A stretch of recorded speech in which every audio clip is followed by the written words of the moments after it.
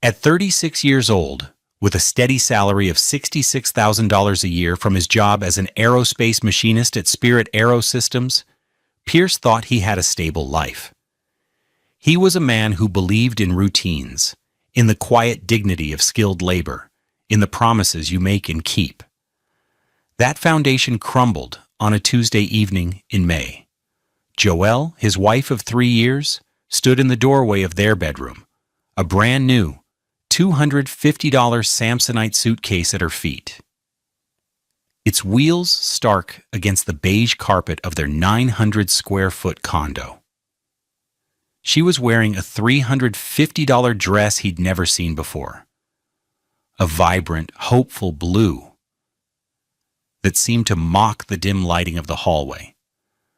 "I've packed my bags," she said, her voice devoid of the warmth he once cherished. "I don't need you, Pierce. I don't need this." The "this" was a sweeping judgment that encompassed the condo he'd bought before they even met, the reliable 2018 Honda Civic they shared, and him, the man with grease permanently etched into the lines of his hands.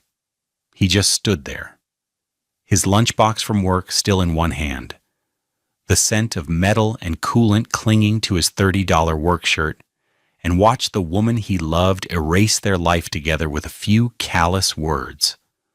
4 months later, his phone would ring, and the sound of her crying from a cheap motel room would be the final, devastating confirmation of a betrayal he had quietly endured for 120 days. We talk a lot about love and loss on this channel, but what happens when the person who promised to build a life with you decides to tear it down without a second thought? And what do you do when they come back, expecting you to help them rebuild from the rubble they created? Let us know in the comments what you think Pierce should do, and stick with us to see how this quiet, underestimated man reclaims his peace. The facade of their marriage had been cracking for a long time, but Pierce, ever the patient craftsman, kept trying to patch it. He was a man who found beauty in function, in things that worked reliably. His pre-marriage condo on the west side of Wichita wasn't glamorous, but it was solid. He'd put 20% down on the $125,000 price tag 6 years ago, and his monthly mortgage of $780 was a comfortable expense. It was his. Joelle had called it cramped and starter, even though they had a spare bedroom. She wanted a sprawling house in Eastboro, something with a 3-car garage and a price tag north of $400,000. "We could afford it if you were more ambitious," she'd say, flipping through a glossy real estate magazine at their modest $400 oak dining table. Pierce was ambitious. He was one of the top machinists on the 737 fuselage line, trusted with components worth tens of thousands of dollars. His ambition was in the perfect calibration of a CNC machine, in a tolerance held to 1,000th of an inch.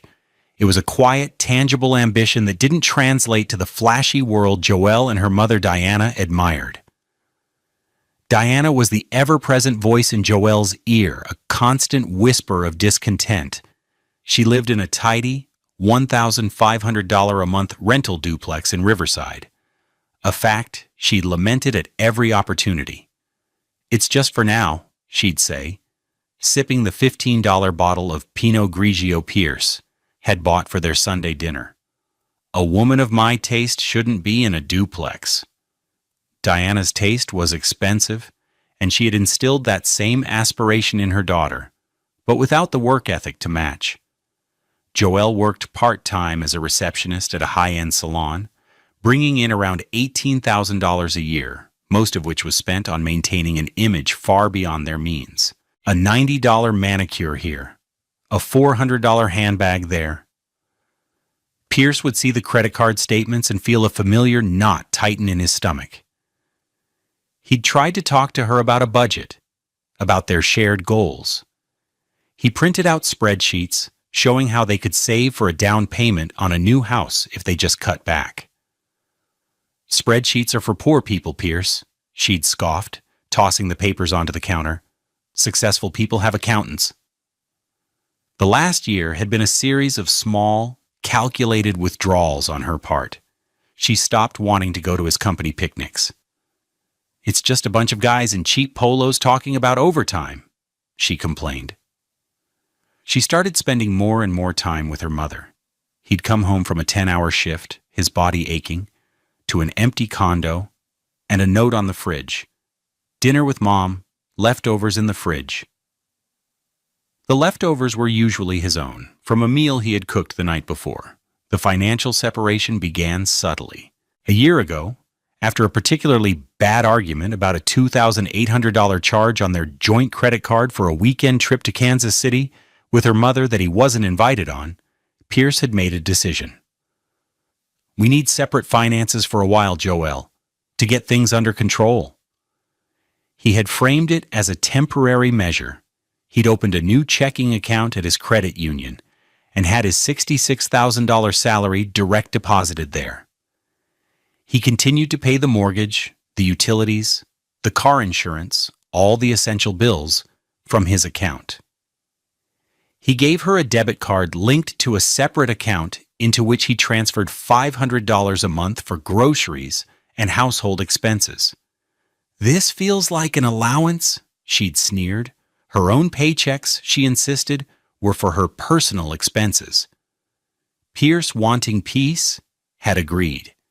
He had no idea he was inadvertently building the financial firewall that would one day save him. He loved her. Or at least, he loved the memory of the woman he'd married. The woman who had once admired the intricate custom-made jewelry box he'd crafted for her from scrap titanium in his spare time. It was a marvel of engineering, with hidden compartments and a polished, swirling finish. "Your hands are magic," she had whispered then, her fingers tracing the patterns. Now those same hands were a source of her disdain. "Can you please wash your hands before you touch the new towels?" she'd say, gesturing to the $50 Egyptian cotton set she'd bought. "You have grease under your nails." The jewelry box, which had once held a place of honor on her dresser, was now tucked away in a closet, filled with dusty, forgotten trinkets. It was a perfect, painful metaphor for their marriage. The escalating betrayal wasn't a sudden storm, it was a slow, creeping rot that had been festering for months, orchestrated by Diana and executed by Joelle. Looking back, Pierce could see the breadcrumbs leading to that final Tuesday in May. The betrayal had been a 4-month project. It began in January with a new friend Joelle started mentioning. His name was Marcus. "He's a client at the salon," she said casually one night, scrolling through her phone. A $1,200 iPhone 14 that was a recent gift to self. "He's a real estate developer. Super successful." Pierce, stirring a pot of chili, nodded. "That's nice." He was a man who trusted his wife, who believed in the vows they had taken in a small Wichita church, surrounded by family and friends. Soon Marcus was a recurring character in her life. There were networking lunches and after-work drinks with the girls that now conveniently included Marcus and his business associates. Pierce, working a swing shift that often kept him at the spirit plant until 11 p.m., was none the wiser. He would come home to a cold, empty bed, finding a text sent hours earlier. "Late night with the girls. Don't wait up. XO." Diana was the campaign manager for this whole operation. During their now strained Sunday dinners, she would drop comments like bombs. "You know, Joelle has so much potential," she'd say, pointedly looking at Pierce's worn-out $89 Timex watch. "She just needs to be with someone who can help her realize it. Someone with vision." The implication was clear.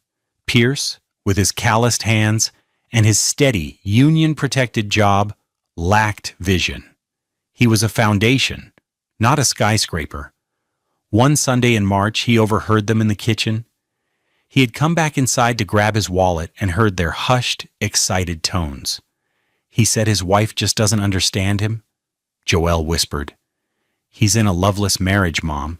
He's looking at properties for us. Something near the Crestview Country Club." "Now don't you get ahead of yourself, baby," Diana cooed, but her voice was laced with triumph. "You have to handle this delicately. You can't just leave. You need a plan. He needs to see you're independent, that you're making this choice for you." Pierce felt the floor drop out from under him. He stood frozen in the hallway, the sound of their plotting mixing with the pounding in his ears. He backed away slowly, went back outside, and sat in his car for 10 minutes, his hands shaking on the steering wheel. He didn't confront them. What was the point? He was a machinist. He understood that some things, once broken, couldn't be fixed. They were already sheared beyond repair. His heart was a fractured component, and all he could do was watch the cracks spread. From that day on, he moved through his life like a ghost. He was living in a house of strangers. The woman he shared a bed with was planning a new life with another man, and her mother was her co-conspirator. He watched as new, expensive items appeared in the condo: a $2,400 Burberry trench coat, a $1,500 Louis Vuitton purse. "Marcus says it's important to dress for the life you want," Joelle had said, twirling in front of the hallway mirror. Pierce didn't ask where the money came from. He knew. He also knew these were not gifts purchased with a credit card he had any liability for.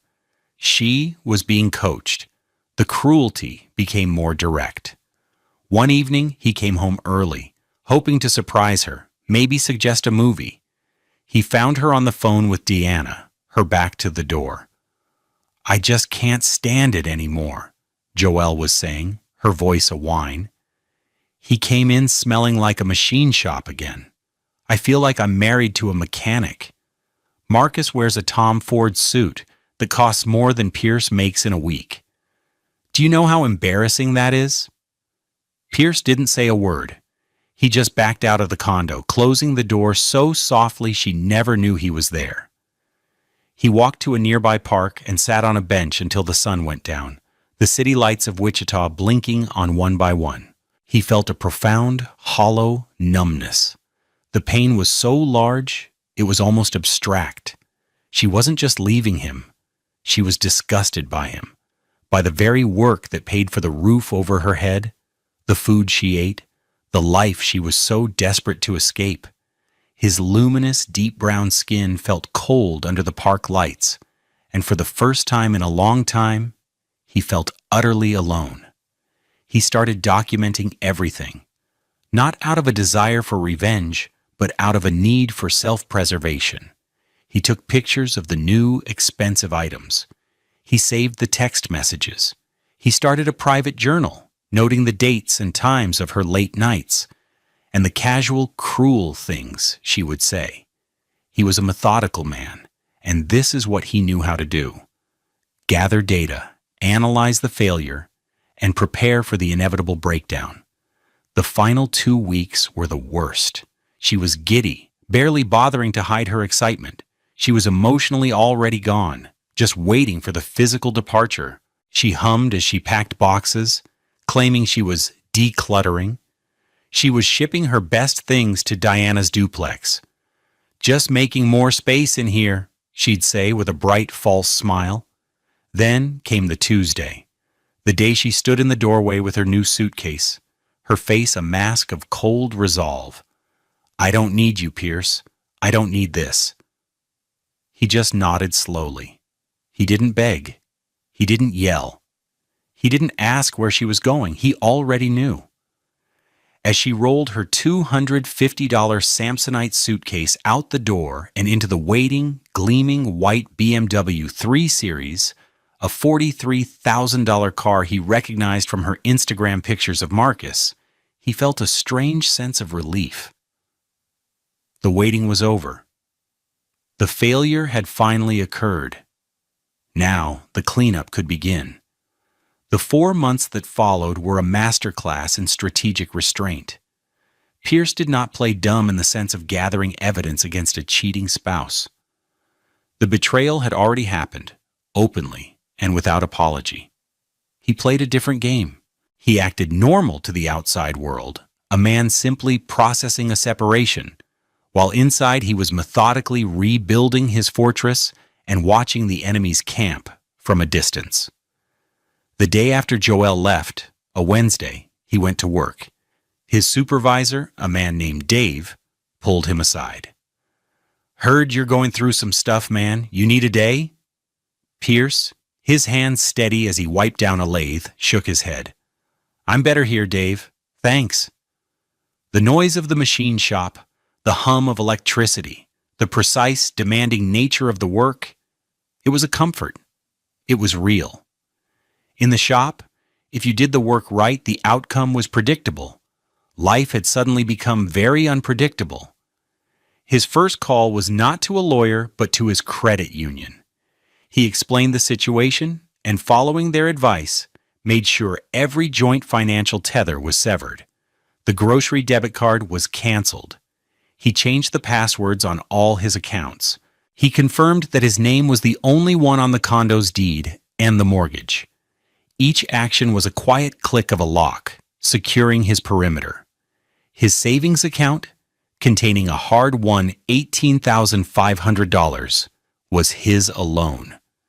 His 401k, with a respectable balance of $72,000, was untouchable. He was financially secure, a fact Joel and Diana had never truly appreciated. They saw his $66,000 salary as a limitation.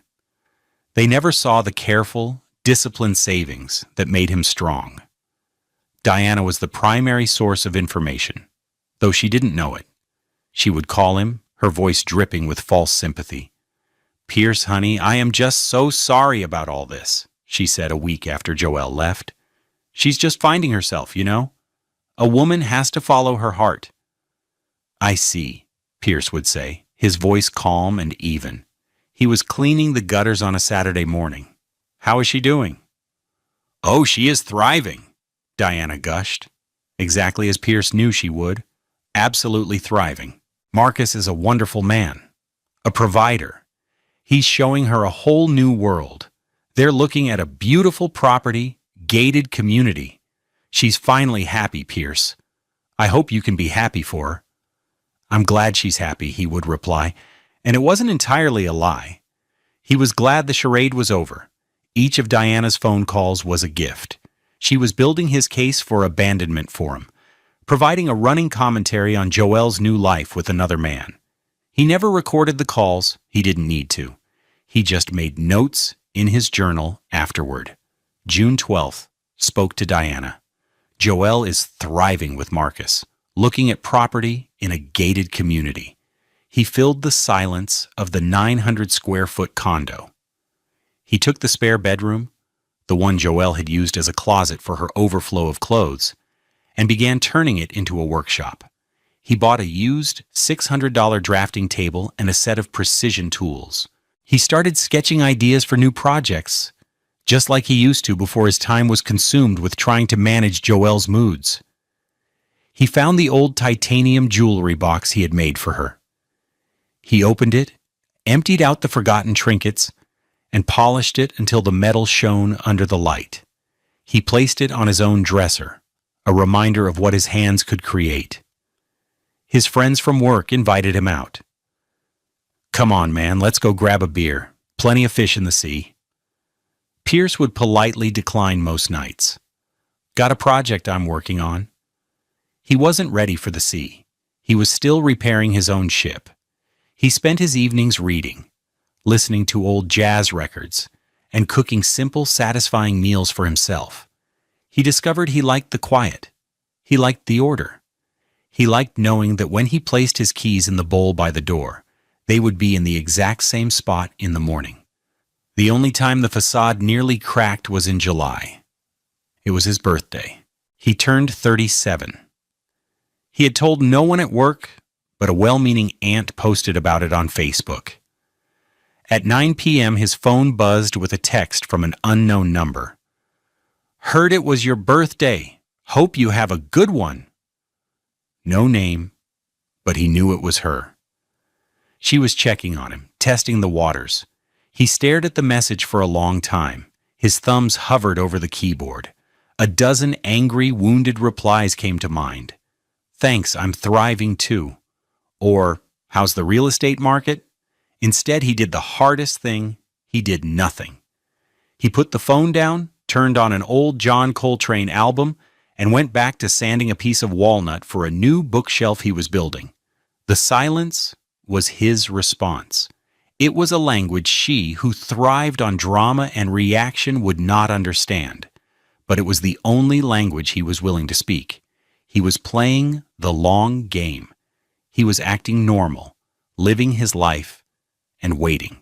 He knew, with the certainty of a machinist who understands stress and breaking points, that the life Joelle and Diana had built was a hollow structure. It was made of cheap materials and false promises. And sooner or later, it would collapse under its own weight. He just had to be patient. The 4 months of summer bled into the cool, crisp air of early autumn. Pierce had settled into a new rhythm. Work, home, project, sleep. He had finished the walnut bookshelf, and it stood proudly in his living room, filled with books on engineering, history, and jazz. His neat locks had grown longer, and he'd started seeing a new barber, an old-timer named Gus, whose shop was a neighborhood institution. The condo felt less like an empty nest and more like a sanctuary. He had reclaimed the space as his own. He had marked the passage of time by Diana's phone calls, which had become less frequent and slightly less triumphant. The gushing updates about the gated community had ceased. The last time she called in early September, there was a new, brittle edge to her voice. "Joelle is just so busy," she'd said a little too quickly. "This new life, it's a lot to manage. She sends her best, of course." Pierce had simply said, "Tell her I'm fine," and ended the call. He knew the narrative was starting to fray. It was a Friday night, October 20th. At 11:30 p.m., the discovery finally came. Not through a private investigator or a mutual friend, but directly from the source, delivered through a 6-inch screen. Pierce was on his couch, a book open in his lap, a cup of chamomile tea on the coaster beside him. The house was silent except for the soft hum of the refrigerator. His phone, a simple $250 Android he'd bought to replace the one on their old family plan, buzzed on the coffee table. The screen lit up with a name he hadn't seen in 4 months. Joelle. He stared at it. His heart gave a single hard thump against his ribs. For 120 days he had wondered what this moment would feel like. He had imagined anger or a bitter sense of victory. Instead, he felt a deep, weary calm. He let it ring, watching the name pulse on the screen. 1 ring, 2, 3. He thought about her standing in the doorway, her face cold. He thought about her voice on the phone with her mother, dripping with disgust. He thought about the silence he had cultivated, the peace he had painstakingly built in this small condo. On the 5th ring, he pressed the red decline button. A moment of pure, uninterrupted silence followed. Then the phone buzzed again. A voicemail notification, he ignored it. Another buzz. A text message. "Pierce, please pick up. I need to talk to you. It's important." He read the words, his face impassive. He took a sip of his tea. It was still warm. Another buzz, and another. "Please. I'm in trouble." Then, a new kind of notification appeared. A request for a video call. Curiosity, or perhaps a final lingering shred of something he once called love, made him accept. Her face appeared on his screen, pixelated and distorted by the poor connection. But even through the digital noise, the devastation was clear. She was in a dark, cramped room. The wall behind her was a sickly yellow, stained and peeling. It was a motel room. He could see the cheap, bolted-down art in the corner of a polyester bedspread. Her normally immaculate hair was a mess, her own natural coils flattened in some places and frizzy in others, as if she'd been crying into a pillow. Her face? which she usually adorned with a $70 foundation and a full suite of cosmetics, was bare and puffy. Black streaks of mascara, probably from a cheap, non-waterproof tube, ran down her cheeks like dark tears. She was wearing a thin, worn-out sweatshirt. The confident, radiant woman who had left in a $350 dress was gone. In her place was a stranger, looking lost and broken. "Pierce!" she sobbed, her voice cracking. The sound was raw, stripped of all its former arrogance. "Oh, thank God, I didn't know who else to call." "Where are you, Joelle?" he asked, his own voice sounding distant to his ears. "I'm at a motel," she choked out. "A Motel 6 out by the airport. It's all I could afford." The pieces clicked into place. The story Diana had so carefully constructed was a lie. The real estate developer, the gated community, the life of luxury, it had all been a fantasy. "What happened to Marcus?" he asked, not out of jealousy, but out of a need to understand the full scope of the failure. A fresh wave of tears racked her body. "He went back to his wife," she whispered, the words thick with shame. "He was never going to leave her. He told me so last week. He said it was just a fling. He dropped me off here and blocked my number. His wife found out everything." The silence stretched between them, filled only by the sound of her ragged breathing. "My rent here is due on Sunday," she finally said, her voice small. "It's $84 a night. I don't have it, Pierce. I don't have anything. My mom, she can't help. She's already so angry with me. Can you help me? Just for a little while? Until I get back on my feet?" And there it was, the discovery, the full, unvarnished truth. The betrayal wasn't just that she had left him for another man. The betrayal was that she had gambled their entire history on a fantasy, and having lost, she had come back to him, expecting a bailout. She hadn't called to apologize. She had called to collect. In that moment, watching her cry in a dingy $84 a night motel room, Pierce didn't feel anger or pity. He felt a profound and final sense of clarity. The woman he had married was gone. Perhaps she had never existed at all. The video call ended with a vague promise from Pierce. "Let me think, Joelle. I'll figure something out." He disconnected, and the screen went black, reflecting his own stoic face. The image of her, broken and desperate, in the sickly yellow light of the Motel 6, was burned into his mind. The old Pierce, the man from 4 months ago, would have been in his car already, his wallet out, ready to fix the problem. But that man was gone, dismantled piece by her cruelty and his own hard-won wisdom. This was his strategic planning phase. It didn't involve whiteboards or a team of advisors. It took place in the quiet of his own mind, in the space he had so carefully cultivated. He walked into his small workshop and ran his hand over the smooth, finished surface of the walnut bookshelf. He had built this. It was solid. It was real. His life now had to be the same. He sat at his $600 drafting table, a space for creation and precision, and pulled out a blank sheet of paper. He didn't write down pros and cons. He wrote down principles. 1. Do no harm. He would not be cruel. He would not seek revenge. Vengeance was a hot, messy emotion, and he was a man who dealt in cool, precise lines. 2. Maintain boundaries. He would not re-involve himself in her life. He would not become her safety net, her emergency contact, her emotional support. That door was closed, locked, and bolted. 3. Offer a path, not a solution. He would not give her money. Money was a patch, not a fix. It would make him a part of her cycle of dependency and crisis. Instead, he would provide a resource, a tool she could choose to use or not.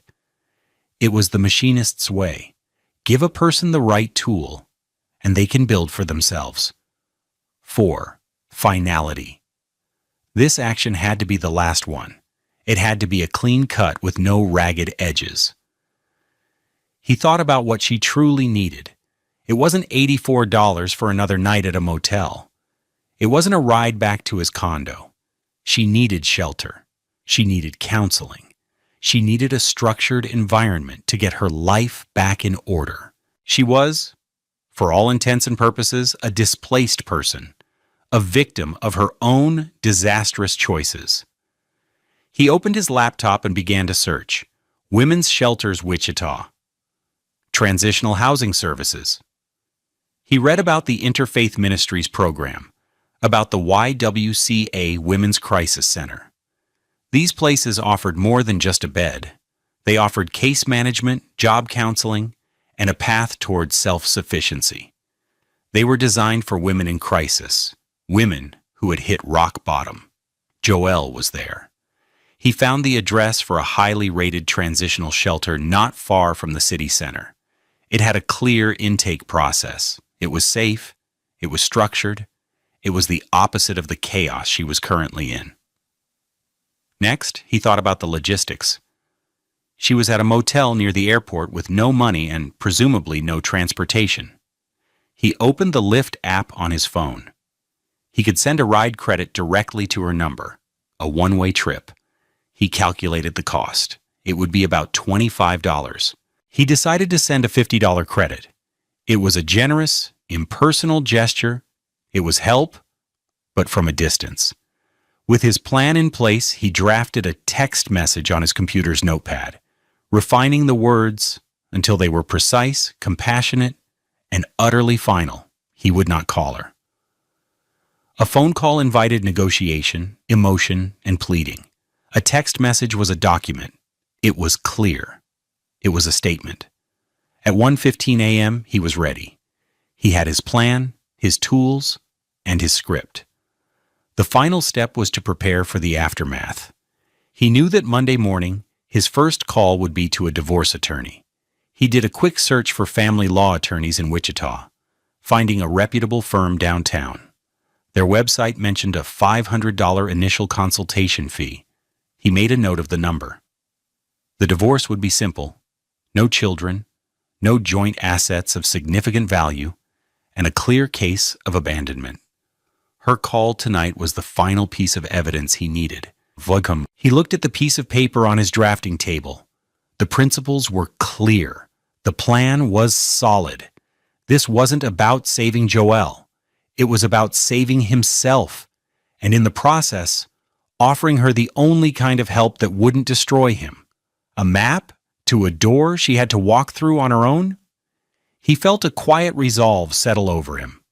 The machinist was done analyzing the failure. It was time to execute the repair plan.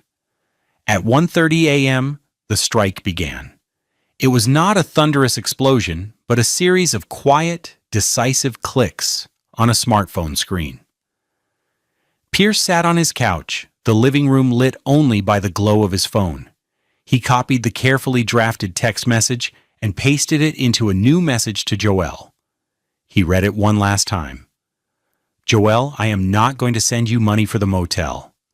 I believe giving you cash would only be a temporary fix for a much larger problem. You need real structured support right now, and I am no longer in a position to provide that. However, I want you to be safe. I have sent a $50 Lyft credit to this number. It should be more than enough for a ride. I strongly urge you to use it to go to the YWCA Women's Crisis Center at 1111 North St. Francis. They offer safe, temporary shelter, food, and resources to help you get back on your feet. They are expecting new intakes tonight. This is the best path I can offer you. After this message, I will be blocking your number to maintain my own peace. The divorce papers will be filed on Monday citing abandonment. I wish you the best in finding the help you need. He pressed send. The blue message bubble appeared on the screen, a final, definitive statement. Immediately, he followed through on his promise. He went into her contact information, scrolled down, and pressed block this caller. He did the same for Diana's number as a preemptive measure. Then he sent the Lyft credit. A notification confirmed it was delivered. The first part of the strike was complete. The silence that followed in his condo was immense, a stark contrast to the storm he knew he had just unleashed. He turned his phone on silent and placed it face down on the coffee table. He would not be watching the real-time reaction. He did not need to. He could predict the sequence. The first reaction he imagined would be disbelief. Joelle, staring at her phone in the dim motel room, reading the words over and over. The cold, formal language, the mention of a shelter, the finality of it. It would be like a slap in the face with a legal document. Then would come the frantic attempts to get through. He could almost feel the phantom vibrations of the blocked calls and texts. They would hit the wall of his digital silence and bounce off into the void. She would try calling, texting, maybe even through social media. Next would be the call to her co-conspirator. He pictured her.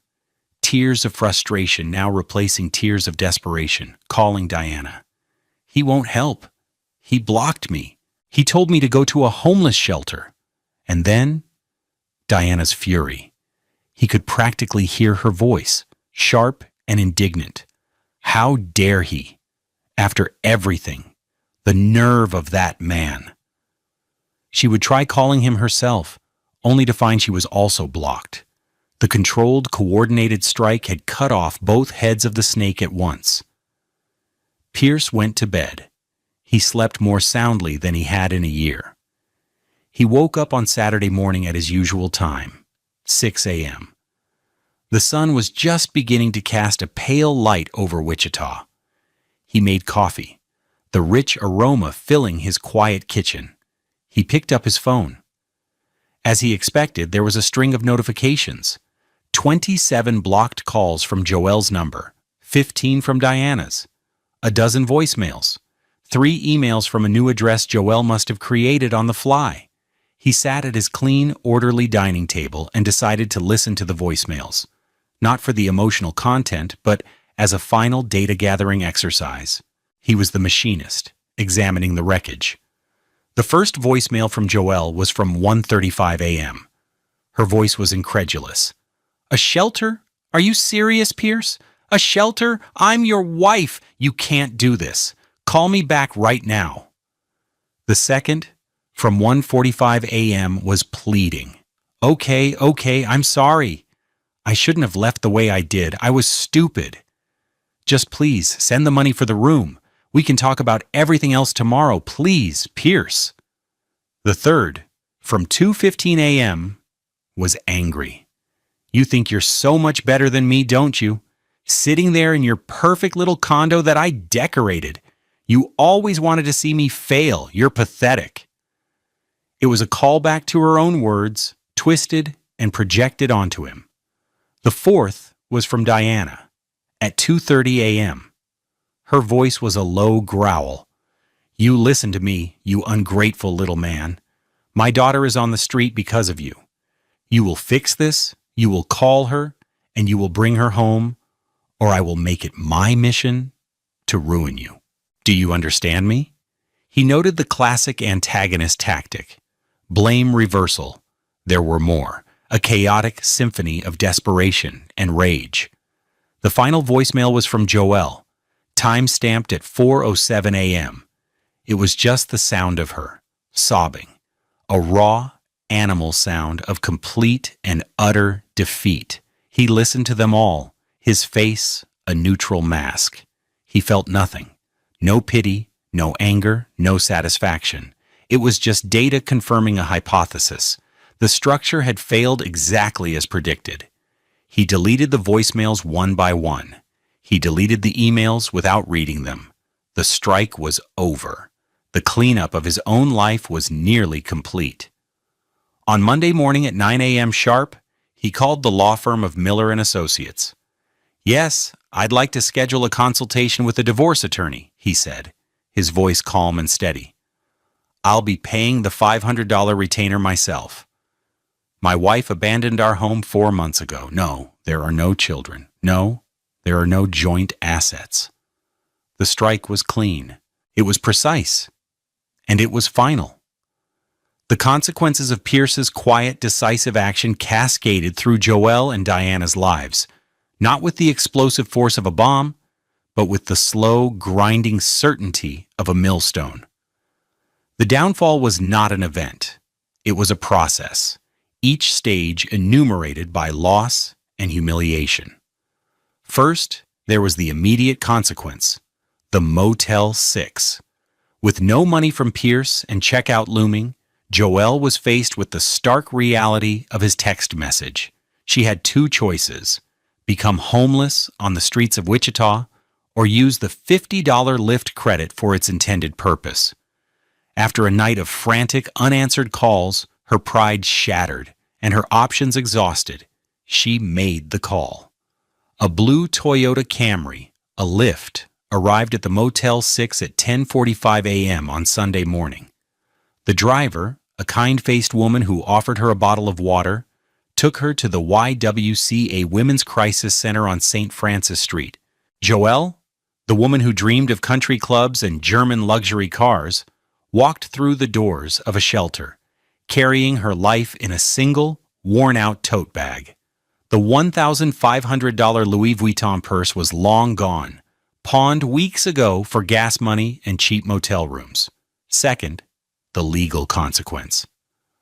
On Tuesday, a process server arrived at Diana's duplex in Riverside.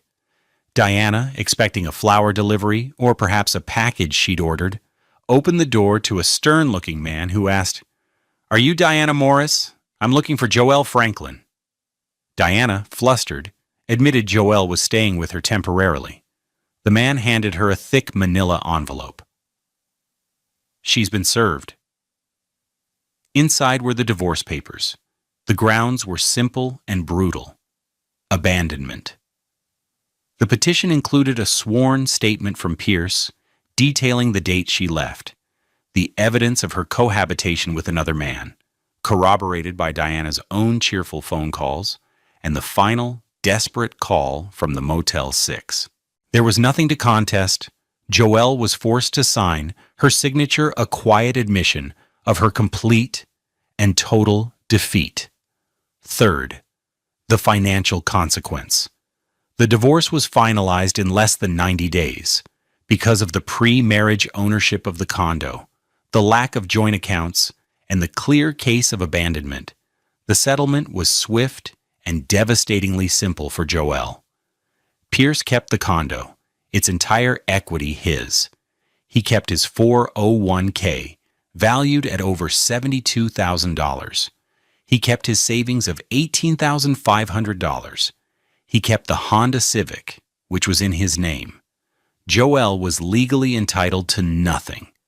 The judge awarded her a one-time lump sum payment of $1,500, her share of the marital assets accumulated during their brief time with a joint account, an amount that was quickly consumed by the $2,000 in legal fees her cut-rate lawyer charged.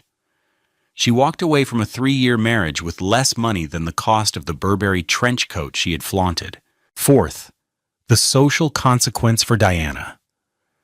The story she had been spinning for her friends, of her brilliant daughter leaving her boring husband for a wealthy, successful developer, collapsed spectacularly. Rumors started to fly in her social circle, a tight-knit group of women who met for bridge and book club. Diana's vague explanations about Joelle's sabbatical and transitional period weren't convincing. The truth, as it often does, seeped out. Diana's daughter hadn't just gotten a divorce. She'd been left by her affair partner and had to stay in a shelter. The triumphant mother of the bride-to-be was now the mother of the woman who had lost everything. The invitations to dinner parties dwindled. The phone calls stopped. Diana, who had built her identity on the reflected glory of her daughter's perceived success, found herself isolated, her social standing in ruins. The $1,500 a month duplex suddenly felt very small and very quiet. Finally, there was the personal consequence for Joelle. She stayed at the YWCA shelter for 6 weeks. She followed the rules, attended mandatory counseling sessions, and took a job placement workshop. For the first time in her life, there were no shortcuts, no men to bail her out, no mother to whisper poison in her ear. She eventually found a job, not at a high-end salon, but as a cashier at a Quick Trip, earning $14 an hour. She moved into a small, $650 a month studio apartment on the other side of town, furnished with items from a thrift store. The life of glamour was a distant, painful memory. She was 34 years old, starting from scratch, haunted by the ghost of a stable, loving life she had willfully destroyed. The consequences were not a punishment inflicted by Pierce. They were the natural and direct result of her own choices, a debt that had finally come due. A year passed. The sharp edges of the betrayal had softened into a dull, distant ache, and then eventually into a scar that was barely visible. Pierce's life, which had been thrown into chaos, had found a new, more authentic equilibrium. The seasons had turned, and with them, he had turned a new page. His life is not one of dramatic highs, but of deep, quiet satisfaction. The condo, once a silent battleground of memory, is now unequivocally his home. The walnut bookshelf is joined by a coffee table he crafted from reclaimed oak. His small workshop is his sanctuary, a place where he can bring order to wood and metal, a tangible expression of his creativity. His deep brown skin is luminous in the afternoon light that fills his living room, a space he has filled with plants, books, and the warm, inviting sounds of his vintage jazz collection. The most significant change was not what he acquired, but what he gave. After the divorce was finalized, he felt a pull to do something more. He remembered the name of the shelter he had sent Joelle to.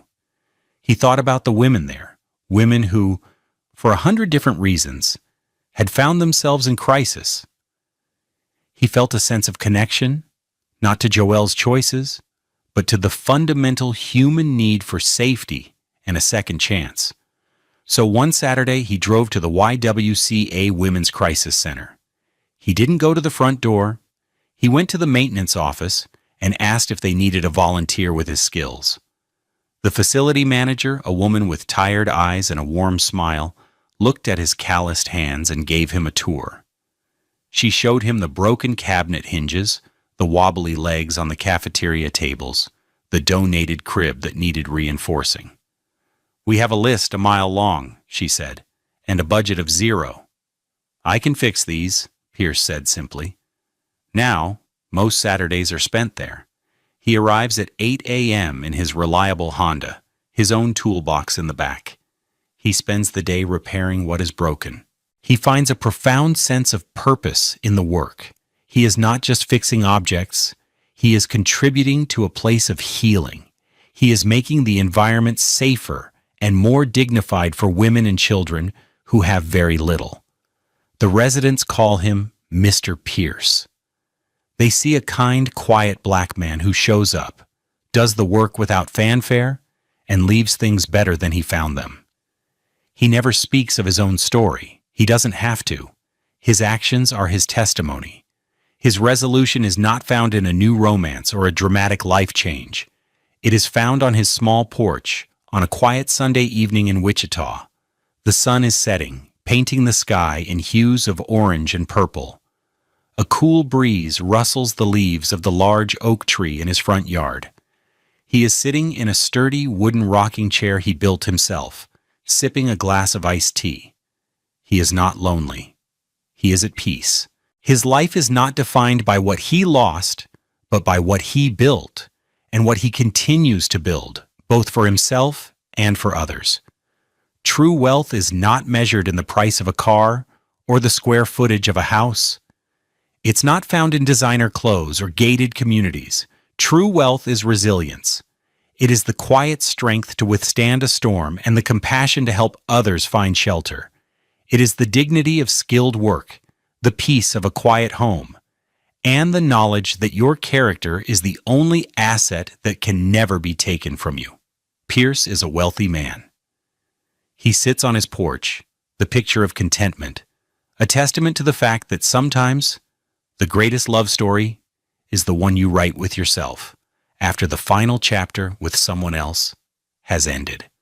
What do you think of Pierce's journey? Has a moment of quiet strength ever redefined your own life? Share your stories of resilience and rebuilding in the comments below. We believe in the power of community, and your story might be the light someone else needs to see today. For more stories about overcoming betrayal and finding true worth, be sure to like this video and subscribe to Love Beyond Pride.